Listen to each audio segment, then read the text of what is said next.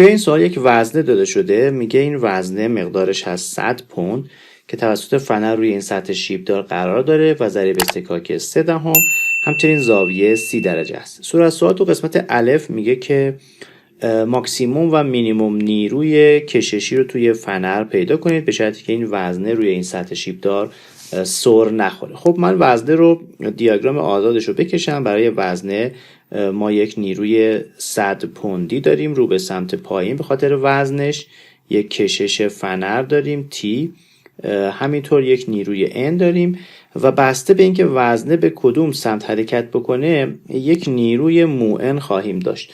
خب در مرحله اول فرض میکنم که وزنه رو به بالا بخواد حرکت بکنه، پس مو Nش رو به پایین خواهد بود. خب برای این وزنه من بیام تعادل بنویسم. سیگما اف وای مساویه با 0 اگر بنویسیم، دقت کنید من محور x و y رو به صورت جهت حرکت وزنه میگیرم برای اینکه کمترین تجزیه رو داشته باشیم.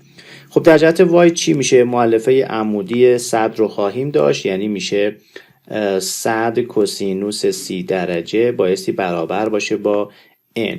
پس مقدار n رو میشه اینجوری به دستش آورد، میشه 86.6 پوند. این مقدار n. حالا سیگما fx مساوی با 0 بنویسم. سیگما fx برابر با 0.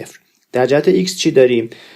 یک مؤلفه رو به پایین برای 100 داریم، پس میشه 100 تا سینوس 30 درجه رو به پایین، یه مو n هم رو به پایین داریم و رو به بالا t رو داریم. خب مقدار مو رو داریم چقدر؟ داریم 0.3. صورت سوال به ما داده. مقدار n رو هم داریم 86.6.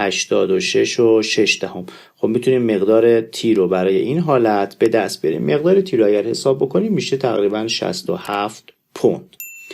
توی قسمت بعدی فرض میکنیم که جسم به جای اینکه بخواد به سمت بالا بره به سمت پایین بیاد.